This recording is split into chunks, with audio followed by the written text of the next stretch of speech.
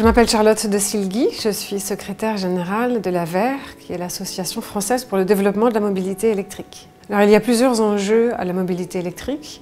Le premier d'entre eux que tout le monde connaît, c'est celui du CO2, qui est important et nécessaire, mais il est important aussi de ne pas focaliser sur le changement climatique et l'impact du véhicule électrique positif sur ce thème, parce qu'il y a d'autres enjeux au moins aussi importants. Il y a l'enjeu pétrole. Indépendance vis-à-vis du pétrole, c'est fondamental et on le voit en ce moment avec l'élévation du prix du baril. Pour des raisons géopolitiques, pour des raisons stratégiques, pour des raisons économiques, pour des raisons de bon sens, il faut s'indépendantiser de cette civilisation du pétrole et en raison aussi de son impact sur l'environnement et sur la biodiversité. À ce sujet, et j'en viens à mon troisième enjeu sur la mobilité électrique, c'est qu'il a un impact, ce pétrole, sur la qualité de l'air. Et c'est un enjeu absolument fondamental, un enjeu de santé publique. Nous ne nous en rendons pas compte au quotidien, mais nous respirons des cochonneries, une vraie pollution sous forme de particules fines, de dioxyde d'azote, de monoxyde de carbone, qui nous empoisonnent à petit feu. Les études aujourd'hui sont sans appel, 40 000 morts en France en lien avec la pollution liée aux transports urbains.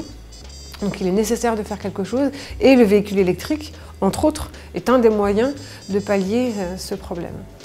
On est en train de vivre une formidable mutation du secteur de la mobilité. On passe de l'ère industrielle à l'ère de l'information des services et ça s'applique d'une manière hyper rapide dans le domaine de la mobilité.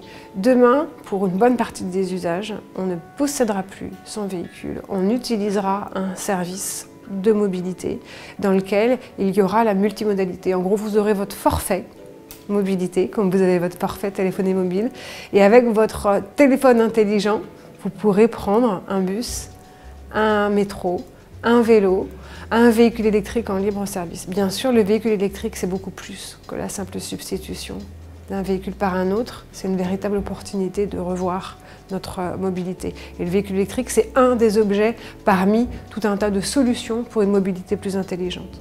La mobilité de demain, c'est non seulement un service de mobilité, mais c'est l'usage de l'ensemble d'une gamme de véhicules et pas forcément un par personne. C'est-à-dire qu'aujourd'hui, on considère qu'il y a ceux qui roulent en vélo, ceux qui roulent en moto, ceux qui roulent en voiture, ceux qui prennent le transport en commun.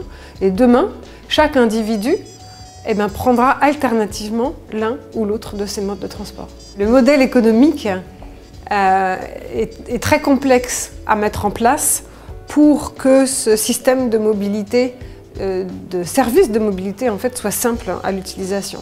Parce qu'il y a une multitude d'acteurs et ces acteurs, il faut les agréger et il faut que chacun puisse avoir leur propre intérêt économique à faire partie du tout. On est en face d'un problème, non pas insoluble, mais extrêmement complexe à résoudre, où on n'a plus l'engin qui est au cœur du système, mais l'engin est une des composantes du système.